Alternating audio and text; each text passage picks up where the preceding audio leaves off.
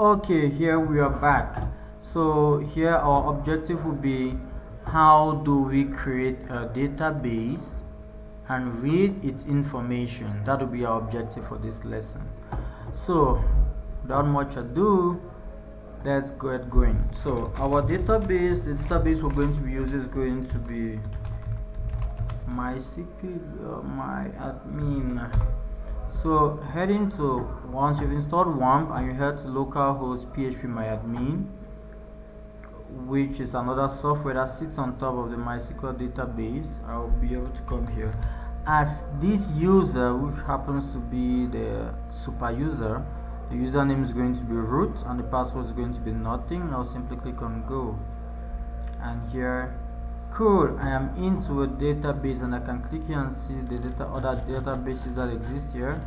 But we'll go ahead and create our phone. Oops, phone. No, we don't use hyphen. Phone book. Yeah, so we'll call it proj, meaning project phone book. We'll create that, and there's no need changing this encoding. We can leave it as it is. Go ahead and create. So it has created this database called phone book. So in this database, what do we need in this database? We have to create a table for users. Remember, we need the users who will be using this app. And on our form, remember we should be able to get the name of the person, the contact of this person, the email of this person, location of this person. These are 4 fields. Usually there's one field you don't mention when people are looking at your table, which is the ID, because everyone on your table needs to be identified uniquely. So 1, 2, 3, 4, then plus 1, 5. So for that, I'll come here, users. I say I want to create 5 columns, 5 entries on my table. So the first one here, I'll say user ID. What's going to be the ID of that user? After, I want to get their name. After, I want to get their contact. After, I want to get their number. After that, we get their location. As easy as that. Great. So remember, for user ID, we need it as an integer. Here's the data type, integer. And then we don't want to be the ones who constantly go and say you're number 1, you're number 2. So we auto increment it, and then we'll keep it as a primary key. As a primary key, it's going to always be unique and indexed too. So for the user's name, we can leave it as variable character, meaning it's going to take about its maximum character is going to be like 255 characters. I mean, that's a lot. Who have such a long name? User contact, you can leave the contacts as integers here. But now remember, if you're trying to get a country code, the moment you add the plus in front, it becomes an issue. It won't work. Given that we had left our form element on number, it's good we equally leave it as integer. Integer and number, by the way, are the same things. Because they're all whole numbers. Yeah, number can be varied. You can have floating point numbers. Yeah, 1.2, 1.3, but this is not going to handle that. These integers handle only whole numbers. Oh, user contact. No. User contact, let's call it user number instead. And then here was supposed to be user email. I forgot there was an email. So email are usually variable characters. You can't control, you can't actually dictate to people what they should use as email. Okay, then location too. Yeah, people live in different places that have names that use letters. And all of these is anything obligatory. So all of this obligatory. If there's any information that was not obligatory, let's say the email is not obligatory, we come here and we keep it, we click on null, meaning this value can be null. So now we save it as a please enter valid length. Yes, because with variable character, you have to tell us what's the maximum length you can hold. Let's put 100. Name should not even exceed 25 characters. That's really a lot. Email too, let's keep it at 100. Location we can just keep it as text, and it's not going to need that. So we save that, and boom, we have our users table. Okay, by convention, some people like it to be with users, so let's go and rename it table. So users table, and I save, and okay, we're back. So here's the database, here's the table. So So you see, so let's add our first guy again. So come here, insert, and here we say true. I think that's the name. True number 675731671. Okay, just give a number like that. His email probably true. How do you spell it? OU. Yeah. Mail.com. And then location, probably he lives in Tarinkun.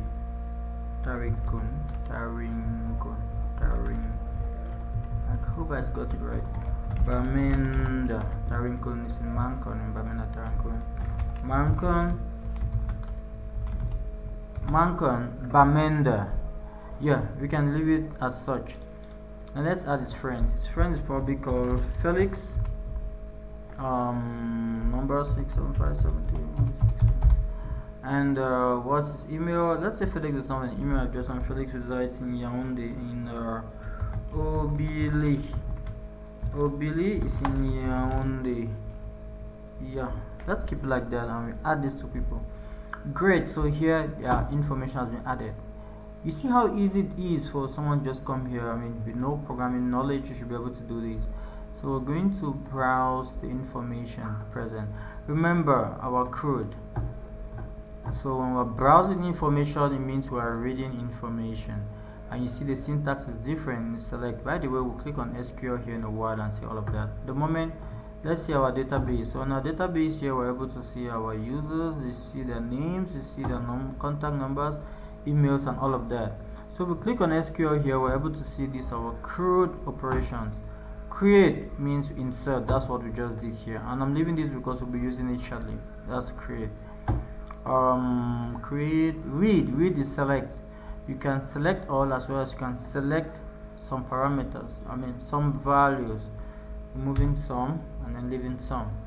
Update means you're trying to change an existing value, which is update. I mean the same update we know of. Delete means we're trying to remove information we have in our database completely. So as we've seen our database operations, we're going to go straight up to reading the information from our database. To read this information such that it appears here, we need to do a couple of things. So for that, we equally need to come here to WTV Schools. Please, this is like your library. It has everything you can ever dream of. We will come here and go right down to database operations, advanced database here. We need to connect to this database first. Yeah, because this app, see, please, all of these are independent. This is independent of this is independent of this. So usually our database lies below, like below this, not like down, but behind this. And that database does not speak to the view. No. It speaks to the controller, and the controller speaks to the view. The view speaks to the controller speaks to the database speaks to the controller speaks to the view. So that's how information goes. Database, it's called model. Model speaks to the controller, and then controller speaks to the view. And when the view does a request, it goes to the controller, and that it goes back to the model. So you see, the controller is always in the middle. These two never get to communicate with one another. Well, depending on your model too. This is the best way to go about it, because here you do all security checks before reaching your valuable information in your database, because you never know who is on this other end of your view, who is trying to request for information. Make sure you validate, you sanitize that information here before leaving them reach out to your model. Okay, great. So that said, what do we do? Okay, cool. Let's build our read. So with that, let's connect to our database first. So to connect to our database, we now start seeing our controller in play. So our controller is going to say, we'll come to our controller and say, please require a database connection. Our database connection here, we can keep it out of this, I'm calling in here DB, DB connect, .php. We can even steam that out, but I've created a folder instead, so I'm going to delete this. I do not want to create a folder, but I can just create a file. Usually it can just be a file that lies at the same level. db connect.php, as simple as that. So let's come and see what MySQL is telling us. You go ahead and read all of these. We'll be focusing on MySQLi, improved MySQL. Yes, that's the API we're going to be focusing on. If you want to use DPO, cool. I used to use DPO and I love DPO a lot. You can connect to several other types of databases, but that's not the objective. Learn one thing at a time. Yeah. So I will rush down here. I will look for MySQLi installed. Is it installed on my system? You can check that. I've actually done a couple of changes on my system, so you won't see it, but all WAMP installations come with it. Are we going to be using an object-oriented version of MySQLi? No, we use a procedural, which is, straightforward. One step after the other, after the other. We'll really not be creating objects here. When in the object-oriented implementation, you'll be doing so. So we'll go straight up object-oriented. Nope. Procedural here. So we'll copy this code. I'll copy this code, and then I'll explain it this other way. When I paste this code here, we ask for our server name is localhost. That's our username. Remember from the start we used root. Password, our password is nothing. So here this is simply a function by the MySQL database that exists here. And remember, a layer has been built on top of it called MySQLi, and this is one of the functions that exists in it. We are not the ones writing this. We are simply calling them. There's so many of these functions. So the moment we pass that function, it takes 3 parameters as such and tries to check if the connection is going through. The connection is going through, will tell us connected successfully. If it's not going through, it's going to kill whatever connection we're trying to get to the database. Yeah, if the person is not legit, kill them. Okay, I'll come here and I refresh. I'm not seeing anything here. That's because I've not refreshed, I've not saved this. See the white dot, it means it's not yet saved. So I save this. Oh, by the way, I'm saving this, whereas I've not done anything. I've not linked to that file. That file is simply called db connect 1n. Yeah, db connect connected. Hey, our connection to the database is successful. That's why we can see this. If we come here and add 1 as password and refresh, boom, warning. It tells us it cannot connect. No, never, because it doesn't know who is trying to connect. That guy is not legit, so please watch out for that. So we'll not waste so much time. We'll have to include the database we're trying to connect to. So here we're looking at connect. Here we're trying to read data, right? So select data. We'll go straight for that. You can see so many things you use here. So as we come straight to this, I'm interested in adding a database here. So I'll come here and simply do db. Please, all these variables you can create yours. So here they've used db name. I'm not interested in using theirs anymore. So what's the name of our database? We called it, this is the name here, phone. Yeah, so we come here and we paste it in there, and yeah, that's our database name, and this is a table we're using. So I can just keep this here. It can become very handy. TBL. Yeah, let's keep that table there. We might need it. We will need it. Okay, I have saved that, so I'll be connected. So now to make sure I'm connected to the right database, add this other clause there at the end of that function, and then I come here and refresh again and see if I'll go through. Hey, I'm still going through. I've included the database, remember. It's no magic. I did it from here. You see, they included here. I just read it from here and I did the same thing. After doing this over and over, you'll be able to do this all by yourself. So now our first SQL statement here, they're trying to connect to their own table. So we can just copy all of these and take to our own project, and don't want to be seeing this connected anymore. So we want that whenever someone connects to the database, the first thing the person should do is the person should be able to read all the information. Here we want the person to read all the information from the table. Remember the table we created up here? Here's our table. Yeah, so we're replacing it with this variable. So we want him to read all this table, and then we get the results. Let's see what this result looks like. Variable dump. Remember variable dump? variable dump here. Let's look at results, and we save and we come here and we refresh. Cool, it's telling us here that, by the way, it's an object. Yeah, it's not because we're doing procedural that we can't have an object. Yeah, so we have an object here telling us that the current field is 0, field count 5, number of rows, this is what we're interested in. It's telling us that it has 2 entries in its rows. That's interesting. Then 5 columns. Remember the 5 columns we created, right? 1, 2, 3, 4 plus ID 5. And it has 2 rows of data already, which is good, meaning our connection is getting better. So for that, now we come here again. It tells us how, remember number of rows 2. So here we're trying to check for it. If this number of rows is greater than 0, means there's data in it, right? So I could come here and let me just copy all of this. Let me copy all of this and then I explain. Okay, so our result is up there, and I paste this. And what is it telling us now? It's telling us that I don't really like when my code is too close to this. Here we indent a little bit and keep it cool. So if our result here, because an object we use is PIR, if the number of rows is greater than 0, meaning there is data, while this one type of a loop, but oops, in PHP I really don't like using the while loop. Yeah, in some places it helps, but most of the places are working, they don't help. So I usually prefer the for each loop. So the for each loop, I'll say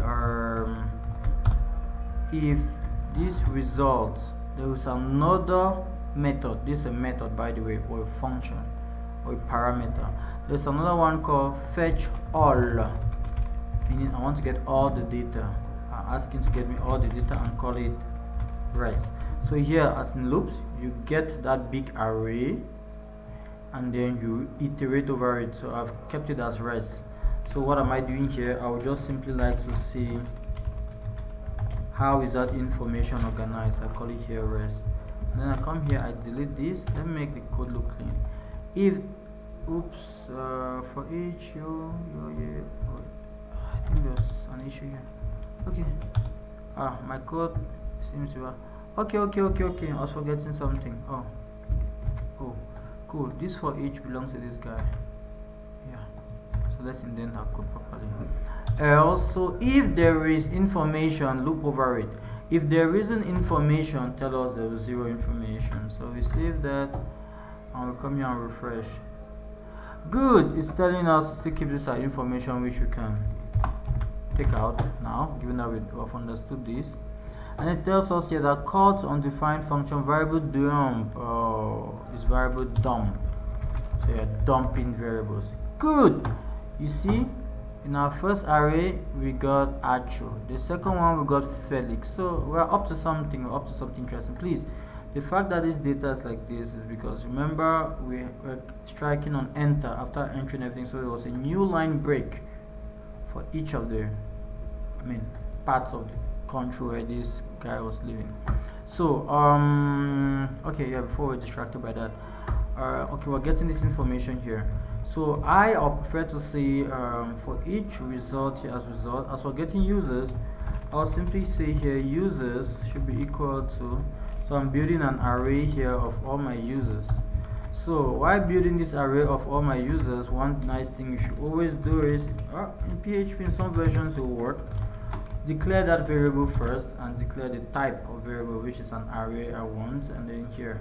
So now I should be able to catch that here. So if I come and say variable dump and I try to get the users here, I refresh and oops, boom, you see. So I have an array on line 33.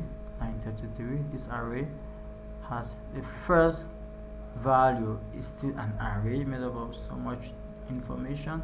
The second user 1, so it's going to go 0 1. It's 0 based arrays in PHP, you know that. You remember Felix didn't have an email, right? So you can see this. So here we're able to read the information from the database. We don't need these users here, we can just hold it like that. So if we save this and refresh this, nothing has happened, nothing is happening yet. You see at the back our controller is doing so much work. So we'll come back here. Remember these users here is going to leave. These users has been created here is going to leave throughout this application. Means even inside here at any point in time you need it, you just call it. So given that this was home page, I'll come back to home page here. In home page I come to table, home page table, I come to this table. I want to fill this information with real information. So I delete that, I come again here, I delete you. So remember, this table is just one block that you repeat. One block that you repeat over and over. This is one of the blocks. So I'll simply come here and use the power of PHP to iterate the number of users. Remember for each while ago, users as user. Then I'll keep changing between the different styles so that you get used to. And for each, great. So the moment I do this, just say something, this will remain the same. 2, because we have just 2 values in our database. Let me run and put one more so that it looks like what we had before. Let's add a lady to. Let's say Solange. Solange should be from 601. Email. Let Solange have an email address. Solange@mail.com. And Solange lives in Bay Panda, Douala. Yeah, we add Solange. Solange has entered successfully. So we'll come here and refresh. We have 3. Yeah, but you see Achu is but normal because Achu is being reiterated 3 times. It's been spun off 3 times. So we ask ourselves, how do we know when to have whichever value? I simply come here and say user, and I try to see which are these users. See, the first time is Achu again, first time Felix, next time Solange. So I want to be having, I don't want to have their IDs. Remember, this is unique. Remember when we're creating a database, right? ID. Here we'll be getting their names. So index 1. So I'll simply come here and say PHP echo user on position 1. And when I refresh, ta-da! You see Achu, Felix, Solange. The numbers are still the same, so let's rapidly do the same for number. Number was the next. Number is next here, and after number it's email. Email is index 3, and index 4. Or is it 5? 4. Ta-da! So now we are having our information as it's from the database. You see, here they did not provide an email, so it just left blank. So let's do a small trick here. Let's not just leave it like that. We can just see here that if this information, let's see how is it represented in the database. Is it by a null? Cool. If it's by null, you can see null here, right? If it's by null, meaning in PHP we can check for that by saying that, oh la la, what have I done? Echo. In PHP, this is what we can do. We say if it is set. If something is set, it won't be null, right? So if it is set, let's call the name. Oops, no, what have I done? Oops, I've messed up a couple of times. If it is set, let's call it user index 3. If that is if it is set. If it is not set, let's just say no email. And you see, here's a cool thing, because this thing looks so much like. So come here, spam class, you say text danger, and I will come here and do the same for spam. So the moment we refresh this, you see no mail. So no mail was provided there, whereas others have their mails. Cool. Okay, so while we are doing that, it would just be fun to equally have their their IDs for now. So just come here and say I want to know which the ID, who was first, who was second in this database thing, and then we do that. So ID, and tada, see the IDs have come up, and besides each of them, this is not different from this. You see the IDs too and all of it.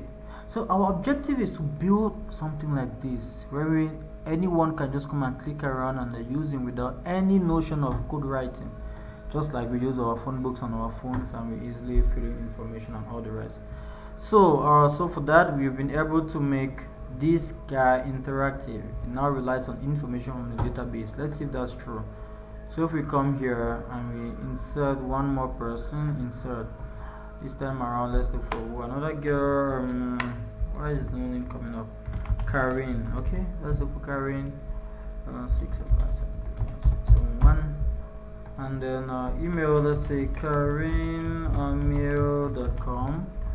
And then location, where is Karin found? Another town, Bafusam. Bafusam. I don't know if it's in Bafusam, not it's Bafusam. Let's say Mashibi. Yeah, Babusam, and then boom, we add Karin. Karin has been added successfully. So when we refresh here, boom. So you see this information is actually coming from our database, which is wonderful. Great. So on that, we can confidently say, we have achieved the read functionality here. So we can put a star by it. No, we can put a star instead here, because we're able to read information from our database. We still have 3 other functionalities to go. Okay, see you in the next lesson.